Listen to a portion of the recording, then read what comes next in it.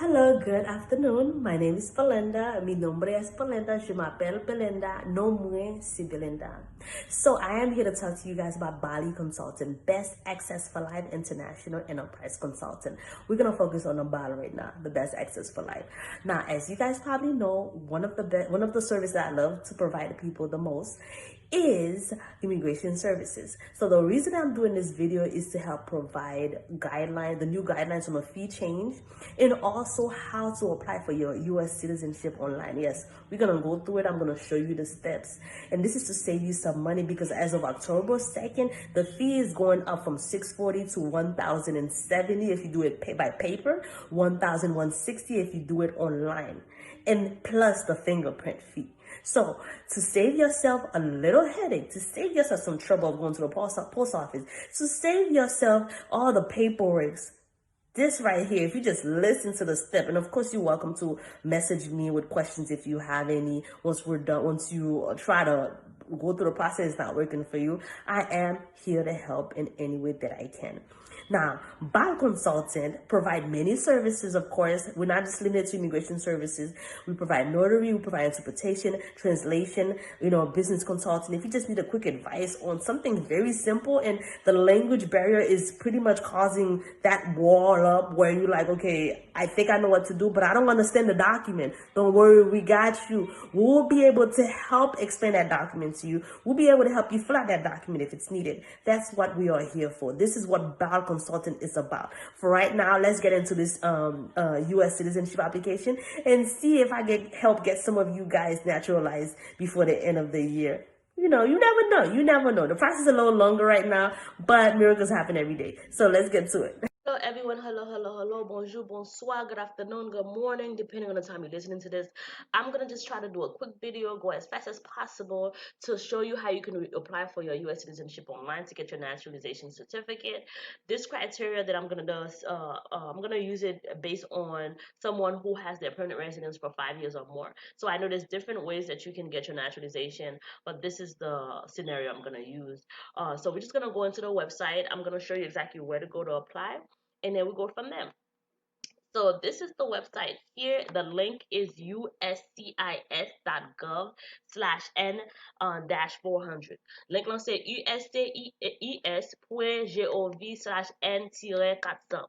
So when you get to that website, the first thing you're gonna notice is to file online. Now, the reason why this is the first thing you see, the goal is to try to get everyone to file online. The only scenario where you obviously would not be able to, there's not an option yet, is if you are applying with a waiver. If you need a waiver, you do need to send the waiver form with it, and you have to mail it in that sense, because if you do it online, you are going to be required to pay the full amount, and so the waiver wouldn't work in that case. So for right now, I'm just going to show you if you were to file it. If you do decide to do a paper mail, the addresses are here. It is based on your state. So keep in mind, if your state is not listed here, do not use that address. So for me, for example, I live in Florida, so I would use this address. I like to use postal office. For me, it's cheaper to use the postal office. For other people, it could be different. Also, another thing I wanted to mention is the price. The reason we're doing this video, the price is going up, people. It's gonna be is right now it's $640. It's going up to $1,170 to do the paper mail file.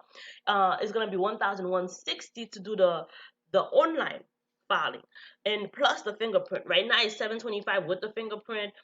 It'll save you way more money if you do it before October 2nd. So I would advise to get to it if you plan to do it now. If you qualify for the waiver, you still can apply for with the waiver. But this is for people who know they have to pay. I just also wanted to point out, there's two questions people ask. Do you need an attorney? If you can figure out how to do this application on your own, you don't need an attorney to do it. Attorneys should already know the process, or any representative you're using should know they need a G-28 to be able to help you out with that process. Now, for you guys, and they know that process. For you guys who don't want to spend extra money, who wants to just figure this out, this guide should be able to help you do it online. It should be even the paper filing. This little guide should be able to give you a hint on how to apply it. I'm not gonna go into the waiver. This is just for the U.S. Citizenship application. Also, a lot of people usually like to ask, what happened if you lost and your green card expired? If you lost your green card or it expires, if it has less than 6 months before it expires, you need to renew it. If you lost the green card, you need to replace it. If it has 6 months at least, don't worry about it. Even they're gonna give you an extension, even if the U.S. citizenship take time for you to become a U.S. citizen. So don't worry about that if it has at least 6 months by the time you apply for your N-400. So si ou bezon avoka, ou ka pou avoka, but you don't need, ou pa bezon avoka pou aplike pou aplikasyon sa, pou utilize aplikasyon sa. Avoka ou nou konen yo chè, e pa bagay ki fasil, aplikasyon deja chè pou kont li. So, sou vle ap sa ou ka fe. Some people use an attorney because they might have background issues in their background, whether it's with the court, with immigration. So I completely understand. Gen mwen ki utilize avoka paske yo ka gen problem avek l'Etat.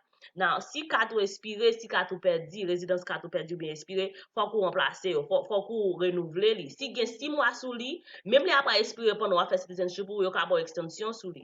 Mais si gen moins que 6 mois y a mando pour continuer, pour renouveler kat lan. Bio just parler des informations pour moun ki nan militaire. For service members, I'm not going to go into that because this is not about that. This scenario that I'm explaining has nothing to do with them.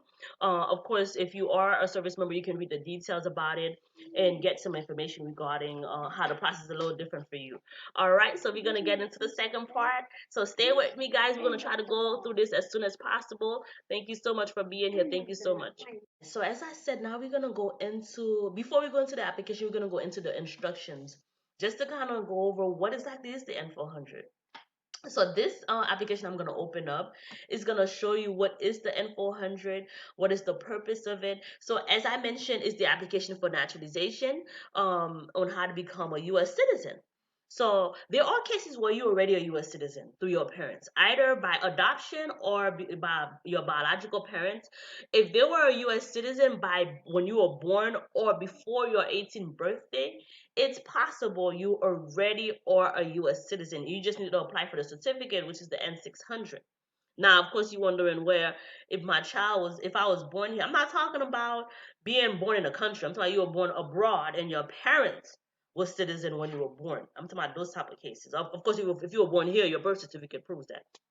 So if you are in those type of scenario, you can apply for N-600. So pour ti moun ki gen pou moun ki gen paran yo ki citizen yo pou te citizen lo te fet, yo te citizen an monte gen 18 ans, then li posibou deja citizen ou ka aplike pou N-600 nan ka sa. So I'm just going to go over the eligible requirements. The first thing is you must be 18 of age at the time of filing, except for you armed forces, except for people in the military. So, except pour moun ki nan militaire, yo fò kou 18 ans, nan lè wap aplike pou aplikasyon sa. Sou pa gen 18 ans ou pou kon la dan. You are a permanent resident of the U.S. for a required period of time. Ou gen residence pour un bon quantité de temps, depending on the criteria you fall under. It could be, if it's marriage, 3 years. If it's, and the case I'm using is for 5 years, and I'm not going into the military option. Like I said, there's other option, but this case is you need to have your green card for 5 years. That's the example I'm using. You live in the U.S. in a state that you're in right now for at least 3 months. Ou vive nan État ou ya pour 3 mois. Okay, pour 3 mois. One of the reasons why they mention that you need to be a permanent resident, I can't tell you how some people assume because they're married to a U.S. citizen that they're automatically a U.S. citizen. No, you don't just marry a U.S. citizen and become a U.S. citizen. You need to have your green card for a certain amount of time before that happens. So also you need to show, demonstrate physical presence here, and that you've been continuously residing here in the U.S. For moutre ou te la, physicalmente ou te la, nan États-Unis wap viv. This question is for people who travel a lot. There are people who at times they leave the country for like 6 months or more. If you've traveled for more than 6 months, you need to show within the past 5 years. You need to show why were you away for that long. They're gonna ask you some type of proof of that. Si ou son moun ki voyage an pi, te fè plus que 6 mois non seul visite. No, lot pay, y'a pas demandé preuve. There's something else that they verify, but they do ask proof when they see you spend most of your time during the last 5 years abroad. Okay, so if you can prove why, if you had some emergency going on, you were stuck because of COVID, coronavirus had you stuck in another country, that's understandable. But you need the proof to show that. You need to show that you practice and understand the U.S. Constitution and you live by it. For mutu eke ou vive sous principe Constitution États-Unis. So you need to also show that you can take the basic test, the basic U.S. history and the government test, and you are able to pass the basic English test. That you can read, write, and speak basic English. So for kou moutre ke ou ka pase test la, ou ka fonti li, ou ka fonti ekri, ou ka fonti pale anglais. So, si ça difficile pour vous, vous comprendre, il est possible pour application ça. And you must take an oath of allegiance to the United States. Some applicants may be eligible to modify the oath. So, I don't really know too much about which applicant are able to modify it, but we're not going to go into that. There are people who are exempt from taking the test. So when you do the application, you gotta explain based on the age, based on the years you've had your permanent residence. Some people can take the language and the test in their own language. Gen moun test application dans langue pa ou dépend de l'âge ou avec combien de temps ou gen résidence ou. There are also people who are exempt from taking the test based on their disability, whether it's a physical disability or development disability or mental. It's possible you may not need to take the test at all, but you do need a medical document, the N-648, to prove that. For une application médicale N-648, si vous voulez monter preuve médicalement ou bon problème de disabilité, il faut pas qu'à mon test. The rest is a lot of other things like proof you would need. The only proof we're going to focus on right now is that you need your permanent residence card, copy of the front and back of your permanent residence, which is basically copy gun carte pour le moment devant pour appliquer. All other evidence can be brought up later during the interview, so don't worry too much about other proof, but that is important right now. Unless you're doing it under marriage, now I would recommend you need your marriage certificate. All right, so we're gonna get into the application, the paper application, just to go over how it looks, what kind of information it's gonna ask, because I'm not gonna go step by step in the online due to security reason. So we're gonna just go over the paper application. So the first thing that they ask you and you wanna put is the A number here on top. You put it one time on this page, the first page is gonna automatically mention it loaded on every other page. So you don't have to keep typing it. If you do this application by hand, you are doing extra work for no reason. Do not do this by hand. You might miss something. You might have to type things over and over for no reason. It's a lot easier if you just type it if you're doing the paper filing process. So this is what the green card looks like. You have the USCIS number, which is the A number. You have the resident census, which would be down here at the end. The two things in the card I know for sure they're gonna ask you. You should know the rest. They did a birth. You know your country of birth. If you want to verify on the card, I guess you can verify. Your category you don't really need to know for the sake of the application. That's normally when you're renewing your green card. So in this scenario, we are using how to have you been a permanent resident for the last 5 years. I'm gonna do this mostly in English. If I mention something in Creole, it probably came to me because I feel like you definitely need to understand English and read English to be able to do this on your own, or you would need someone to assist you, and I'll assume that person knows English and able to understand it on their own. So we're gonna keep this very basic to make it shorter. Um, so here it's actually for your legal name. So as you can see, do not provide your nickname. So whatever your actual legal name is, put it here. The reason why they say put your name here exactly as it is on your permanent card, there are times they abbreviate, there are times certain things may not have been mentioned properly. There was an error on your card, but you put exactly as it is on the card. Okay, so that's it. This section right here, number 3 and part 2, is if you had other name, maiden name, aliases. If you had nicknames, now you can put it here. Honestly, if it's not like my maiden name or name change I had, I wouldn't put nickname here. I just don't see the point of it. If it's something only between me and close friends and families, but if you want, you can. Here, if you would like to change your name, so this is where you will click. If you click yes, it will let you put the name you want. If you click no, you don't need to put anything right now because I guess I didn't download the application. It's not letting me type anything. Typically it's supposed to. Oh, I guess I can. Yeah, I was not sure why it didn't let me fill it out, but typically when you type yes, it's supposed to let you type the name you want, and you do not want an error on this section. If for any reason you're having issue with the paper filing, if there's any boxes that you are unable to type in there, when you print it out, write it in with black ink. You must use black ink. I cannot stress this enough. Black ink to fill this out. Like I said, try to avoid using pen unless you're signing the document, of course. Other than that, You need to use black ink if you have to. Your social security, I would assume everyone who's following this has a social security number. You don't really need to have a USCIS online account number. Even if you do, a lot of us don't really know a USCIS online account number, so don't stress about it. Of course, here if you're a male or a female, your date of birth, which you should know, the date you become a permanent resident, which, like, as I mentioned, is down here on a green card. Um, and of course the country of birth and the citizenship country. Usually it's the same country. Like, I was born in Haiti. Before I became a U.S. citizen, I was a Haitian national, so I would put Haiti in both of these boxes. For some people it could be different, but in most cases your birth country is typically the same country as your citizenship country.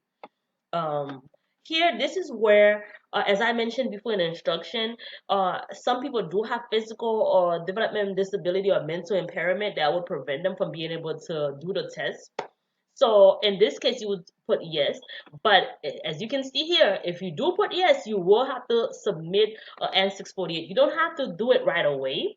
It says here when you file the application, you don't have to do it with the application. You can click that option, but you need to make sure you have it available when you are about to you definitely need to have it available when you are about.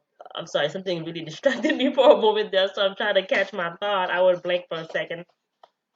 You need to have it available for the interview. So make sure you have this form done by a doctor, not by your friend, not by you, by a doctor that's certified and knows how to fill out this application to do this for you. And here it says who's exempt from the test.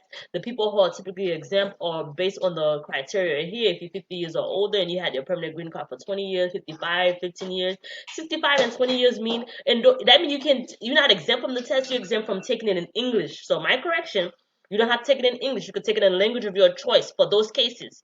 If you can't take it at all, you're gonna need a medical document. If you want to take it in your own language, you need to be within those criteria. The last one, if you're 65 and older and have had your green card for over 20 years, lucky for you, they can simplify the test for you because they get it. You're over retirement age. It's been a long time. So in this case, it's very different. It's very different. All right. So just to add, the other disabilities is like physical disabilities, impairments. Like if you're blind, you're deaf, in those cases you may need accommodation. You would click yes if those apply to you. You click the box that applied to you, and it just give a little detail in the box below. So this is just depends on your situation. If you click no, you don't have to mention anything for A, B, and C. Okay. So for your phone number, it's just, usually people just put their cell phone as the daytime and evening phone. If you want to put it also here, it's fine. If it's all the same number, you can put all of them, but the boxes that really requires you to put something on those two boxes.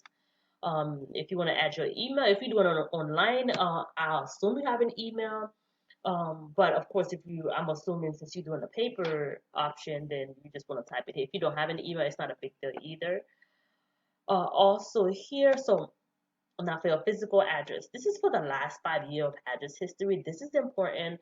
Pretty much, as you know, whenever anyone is doing a background on you, they need to know your addresses just so they can make sure you are who you say you are. Also to show that you have really been living in the United States for the past 5 years. This cannot be a PO box. The mailing address can be a PO box because we know at times people use PO box for security reason, business, whatever the case is.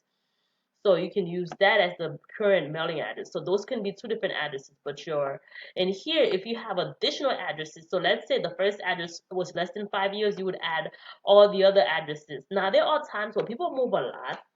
I've seen cases where people move a lot. So let's say you have like 20 different addresses within the past 5 years.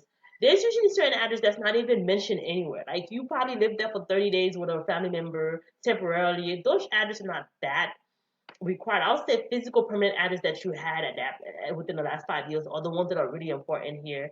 Those are the one I would mention, so you don't have a long list of addresses if you really do move a lot. Um, so for here, were your parents married before your 18th birthday? Just answer this truthfully. It's not going to affect the application. It's just so they can kind of verify a few things about, or is it possible you may be qualified to be a U.S. citizen already? So it's just a few things that they're checking. It's okay. So here, if your mother or father or a U.S. citizen, you would click yes, and you would have to enter their information, name, date of birth, country of birth, when they became a U.S. citizen. The A number, is only for people who are born abroad. And in the or when I say abroad, or their parents were not a U.S. citizen when they were born, so they were not declared a U.S. citizen when they were born. So you had to become a permanent resident, meaning they gave you an A number. So in those cases, you would have one. Not everyone has an A number.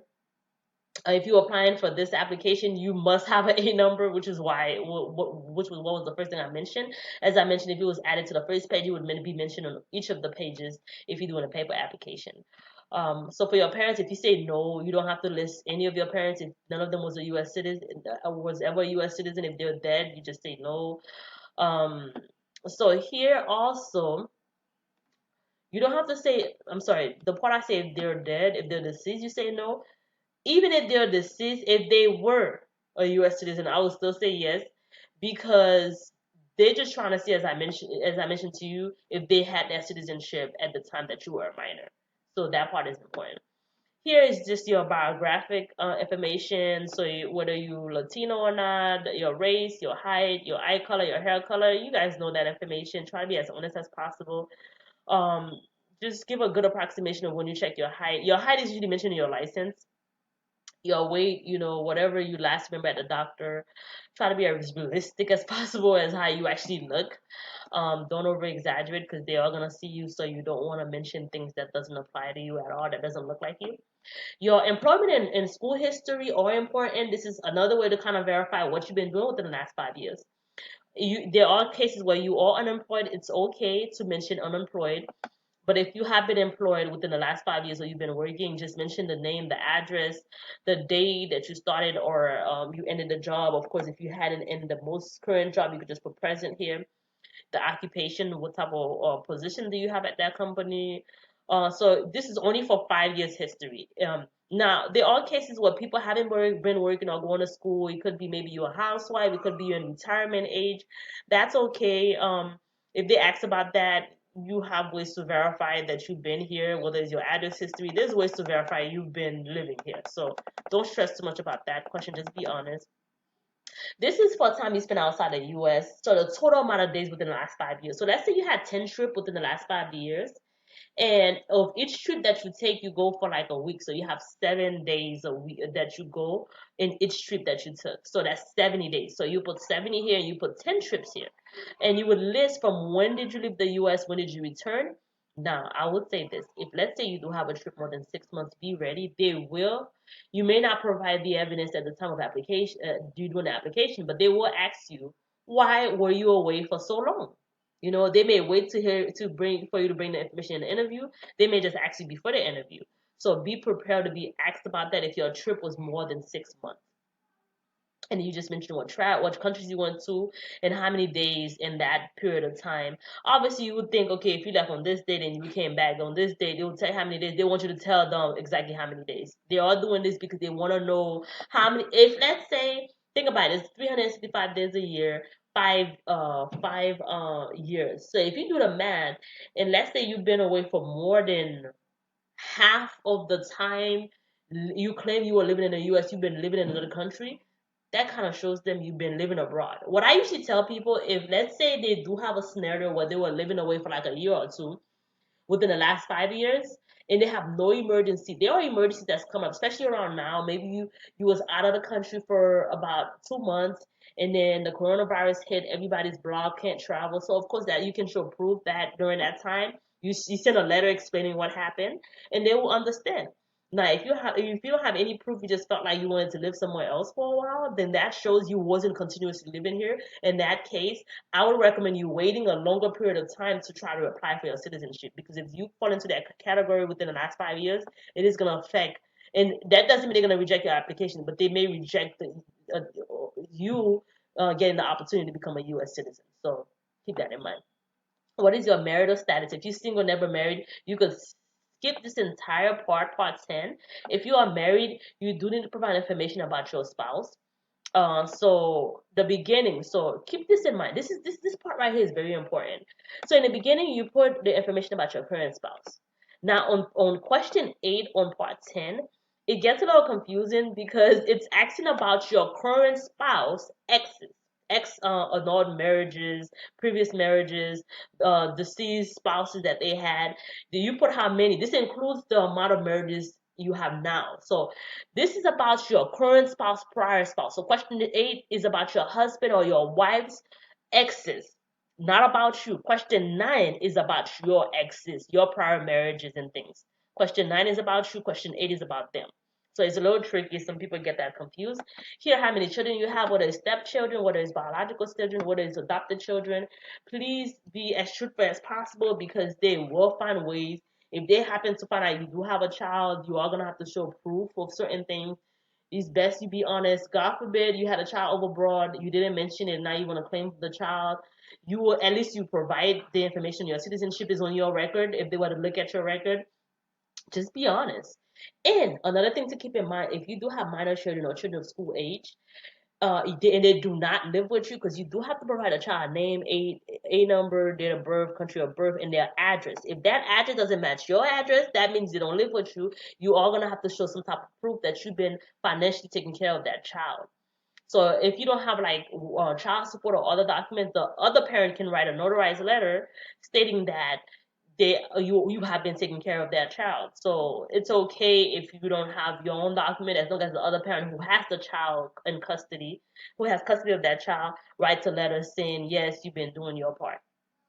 This question here on part 12, this is the question, remember what I said about your good morals, your good moral character? This is the question that kind of asks about that, because they are going to ask you about things you've done that you shouldn't have done. For each question you answered yes to, you're going to need to explain. And if you need to provide some type of evidence regarding that question, then you need to make sure you have that proof available. Even if you don't have it for the application process, you need to have it before the interview, or if they were to request it before the interview. So make sure to keep in mind whatever you say yes to, they may need additional proof of that.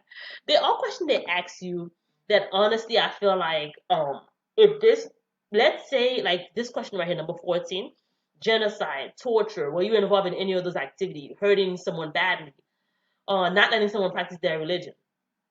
And if this was something you've done, let's say you was young in some type of cult and you didn't know any better and no one has proof of it, do you really need to mention that? I mean, I'm not really telling you what to put. You should be honest, but let's just, be a little cautious of your responses. There are things they can prove, so don't lie on things that you know they can prove. Like if you haven't been to prison or jail, be honest about it because they will run your background to verify a few things about you.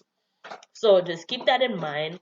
Um, so all these questions just go over. If you've been arrested but you was not charged, they are gonna need information. I always recommend people to get a police clearance just to be sure that and in your county. If for any reason you had other things in other counties, you can verify those too before they find the information on you, because there is a few things they'll verify, but there's things they won't verify for you. Here, are you a male who lived in the United States at any time between the age of 18 and 26?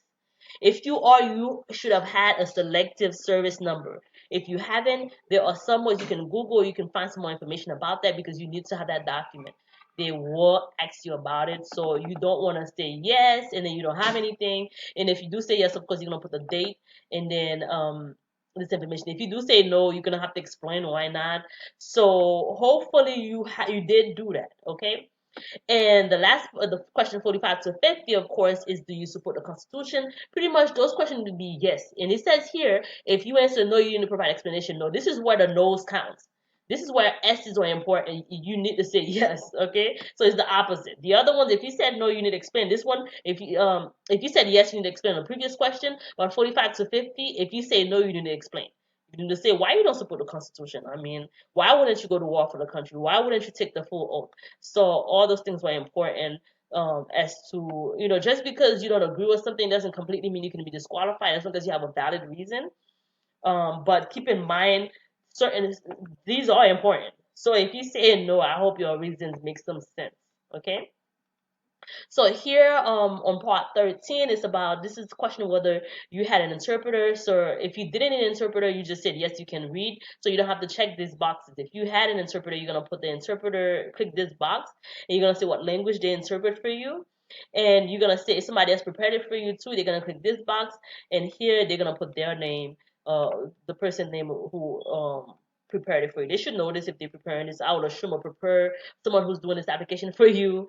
Um, is comprehensive and they know what to put in these boxes. If you don't have a preparer, you don't have an interpreter, you just have to make sure you sign and date. Sign and date. I can't tell you how important it is to date your document. If you don't date it, your application can get rejected if you mailing it. If you do it online, you don't have to worry about those things. The system helps you go through that step. You only fill out the interpreter or preparer's information only if someone else did it for you or someone else interpreted for you. If you don't have anyone else doing that for you, don't worry about it. You don't have to fill out any of those pages. Do not fill out the last page right here, down here. Don't touch this page. Don't touch this section. So, yeah. So as I mentioned before, if you don't have anyone helping you with this, you just sign and you're done. Don't worry about this bottom part. Do not fill this bottom part. This is signature at the end of you. So this is the application, guys. So we're gonna go into the next part of doing things online, and I'll share any other details I may have missed out. Just one thing I wanted to quickly show you guys. They have this tool called Emma. Let me see if Emma's here. Normally, there's a pop-up screen that where you can ask Emma questions. So she's not mentioned here. You can do some search. So let's see. I'm just gonna quickly do a quick search to see how we can bring about Emma because she should have been here. So let's just do Emma just to see if she can meet Emma or virtual. Okay, so she comes down here. So sometimes she's down here if you don't see her on top. I like Emma because you can ask a question. For example, if I said, how do I apply for my permanent resident? So you ask, it's good to be specific, but she will send you to the link that you need, and then she will also just give you a few options on what are the ways you can become a resident. So I think it's a very great tool to use. So yeah, I just wanted to quickly give you guys a little thing about Emma. If you want to ask about how do I find out the status of my case, I think this tool is very useful. She's a very smart. This is not an actual person, but the way that she's programmed, I think she gives very great feedback on the questions you ask. Just make sure you write in properly, of course, where she can understand what you're saying. But yeah, so we're gonna stop for 9 and we're gonna get into the online process, guys. Just quickly before we get into, because I didn't go over that on the intro, this other link documents checklist. So there are documents that you can provide, but they're not required. Like I said, the only for the scenario we're using, you just need a copy of both sides of your green card for now. And if you're mailing, you need to check a money order, and the details are on the main side. And of course, if you're not able to pay and you qualify for a waiver, you do the waiver and all the other details you may need. It goes into based on each scenario and it explains the fee. So if you forget what you need to submit, you just read this page. We're not going to go into this page because if you know how to read English, it explains everything. That the requirement information. I love this page because it explains what are the requirements based on each category, whether it's marriage, whether it's the 5 year, uh, it's brief, but I think it nails it down. You know, what happened if you are male and you're 18 and 26? What do you need to do? It's pretty awesome. So anyway, I just wanted to go over that quickly before I get into the online process. I hope you guys, like I said, if you have questions, let me know. Check out these pages. Read. Education is power. So just read a little bit, just a little patience. Save yourself some money on having to ask pay other people to do the process for you. Obviously if it's hard for you, it's understandable, or you don't have the time to do it, it's understandable. People like me are here to help. You can get an attorney, whatever you need, the resources are out there for you. All right, so for the moment you've been waiting for, let's go ahead and file online. I'm gonna make this also quick. There's some security settings I don't really want to go into, but I'm gonna at least guide you on how to file quickly without showing too much of anything. All right, so let's go ahead and click it. Let's go. Now, once you hear, if you do have an online account, which probably means you probably are aware of the process already, just use an admin password. If you don't have one, create one. Just to let you know, when you create one, it's going to ask you for your email. It has to verify the email, so you must have access to that email right away. So you're going to log in to your email. Is going to send you a code. You put in the code, then you're going to set up your security settings, like your security questions, your password. Then you're going to log in and put in your contact details, information about you. So you do have to go through that step. It's like setting up an email. If you have any issue whatsoever, let me know. But if you know how to set up an email, this is similar to signing up, so it shouldn't really be a big deal. I'm going to go sign in. And we're gonna go into this in just a moment. All right, so I'm gonna stop this for a second and we'll be right back. So I'm already back here because if you're already signed in, then it's gonna automatically take you to where you need to go. So for me, I'm already signed in, so it's gonna automatically take me to this application. So let's say you got lost, you're confused, just go back to the main website and click File Online. If you are on the site and you see this menu, you can click um, um, right here, File a Form Online. You can also add cases if you want. There's a lot of other resources here, the practice exam. So don't worry about it. Every tool you would need help with is available for you. Just scan through, just learn. Educate yourself. Click next. Now, this account, I think I've already tried the application process to this account. There is supposed to it's supposed to verify to see if you qualify to be a US citizen. This account may not do it because I've already done the process through it. So for me, I'm just doing this option, the first one, based on the information I told you guys. For you guys, it could be different depending on your scenario, but this is the example that I use. I'm going by it. Like I said, the first page you would see for your first time won't be this page. It will ask you a question like, are you over 18? Yes or no? Or if it's no, then you won't even get here. So it's gonna verify that you are qualified to apply for your citizenship before it brings you to this page. So I'm not gonna go into putting on information. The first information is gonna ask you about your preparer and your interpreter. If you do enter any of those information, they are gonna have to sign a document at the end. So I'm sure anyone who's doing this for you should have some kind of idea about the process, especially if you're the preparer, the person preparing this application for someone. You should kind of have an idea.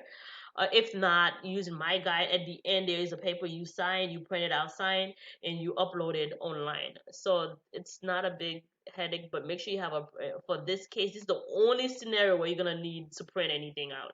I honestly use DocuSign because I have my signature saved on a computer, so I do it that way, but for some people it's a little different. So yeah, you're gonna put your name, your contact info, information about you. This right now is information about you. You're gonna need information about your family. You need to show your moral character. All the questions that they're gonna ask you, yeah, it's listed here. You need to provide evidence. As I mentioned on the evidence, for right now, you just have to focus on your permanent copy of your green card. You don't have to put in a bunch of stuff, so don't worry about it. My favorite thing on the website is this part right here. So I didn't enter any evidence, right? Okay, so I'm over here. I just skip like a bunch of information that is required. It's gonna review the application for you. It tells you how much you're gonna pay once it's done reviewing. Everything is good, but it tells you auto warning, things that you need to edit, things that you forgot to put in, things that are important. So I love this because you won't be able to continue if you don't correct those issues. Once you correct all the issues mentioned, it might mention issues that you need to correct. So go through each slide step by step. I skip a lot because for security reason, I'm not gonna put in any information. But it's like I said, it's just screen by screen. Like information about you, it's gonna ask you for your name. I'm just gonna quickly show you. It's pretty like what's your gender, all the stuff that was in the paper application. It's gonna go into where you live, your school history, if you're in the military, things like that, if you travel. So all this is basic. So once you get to this part and you done with the review part is clear, it give you a check. It's gonna let you go next. For right now, you won't be able to because it's requesting information. Once you're done, it's gonna allow you to click next. Then you can go next and pay. Once you pay your application, you get an email with your receipt number and the confirmation of your payment, and that's it. And all of your information will be. If you go home after, you would have all of your information in your profile to show the information about what you put in the document. You have copy of your application or the evidence you upload. You can upload more evidence. I mean, the online tool is awesome. I appreciate you guys for staying here with me, for allowing me to show you this process. I hope it's been helpful. Like I said, you can contact me if you need more assistance.